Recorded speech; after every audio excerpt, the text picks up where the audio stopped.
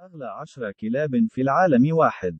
الراعي الألماني، جيرمان شيفرد. التكلفة $3000. 24,000 أستخدم الراعي الألماني في الأصل لحراسة قطعان من الأغنام، بينما أصبح هذا النوع باعتباره الرفيق المثالي بسبب تعدد استعمالاته ومهاراته العالية. وهذا النوع من كلاب العائلة المخلصين. 2. البلدغ الإنجليزية، English Bulldog. التكلفة $2500. 9000 في الأصل استخدم هذا الكلب خلال القرن ال19 في إنكلترا لاصطياد الثور، ومن المعروف أن بلدغ من الأنواع المثابرة والشرسة. أصبح البلدغ الإنجليزي رفيق مثالي من بين السلالات الأكثر شعبية في الولايات المتحدة، والمعروف بتفضيله للنوم والأكل. يتطلب بلدغ للقليل من المشي يوميا. 3. كلب فارس الملك شارل، كافالير كينج تشارلز سبانيل. التكلفة $1000. 14,000 تكريما للملك تشارلز الثاني ملك إنجلترا، فقد اعتبر أن كلب فارس الملك شارل هو الكلب المدلل المألوف والرفيق الجيد للأسرة منذ القرن ال17. إنه الكلب المميز بسماته الهادئة ولدي. 4. السلوقي، سلوقي. التكلفة $2500. السلوقي هو الكلب الملكي من مصر، وهو من بين أقدم السلالات المعروفة من الكلاب المستأنسة، وفقا لنادي بيت الكلب الأمريكي AKC. استخدم هذا الكلب من قبل العرب لتعقب وإسقاط الغزال.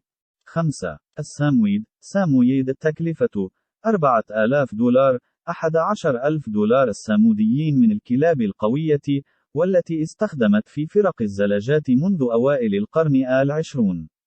يتميز بفمه الواسع، وشعره المجعد ليبدو وكأنه أكثر ابتسامة.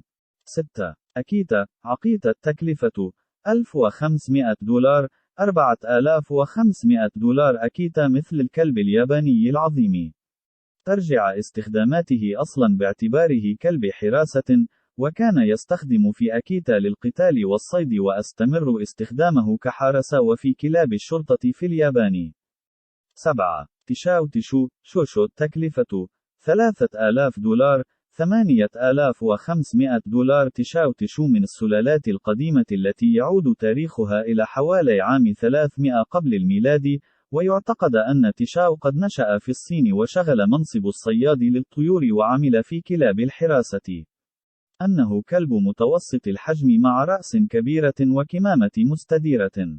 8. درواسة تيبت، تيبة ماستيف. التكلفة $2100. 7000 على الرغم من الاعتقاد بأنه واحدة من سلالات الكلاب الأكثر نفوذا والقديمة، إلا أن تاريخ الدرواسة التيبتي لا يزال لغزا، في حين أن بعض وظائفه في حماة الماشية.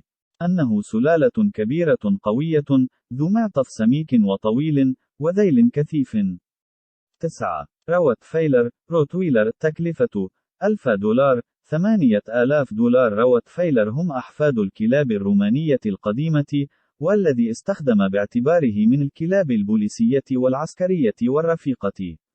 أنه أحد الكلاب القوية وذو الجسم الممتلئ، كما أنه كلب جيد للحراسة ومخلص من بين الحيوانات الأليفة للأسرة.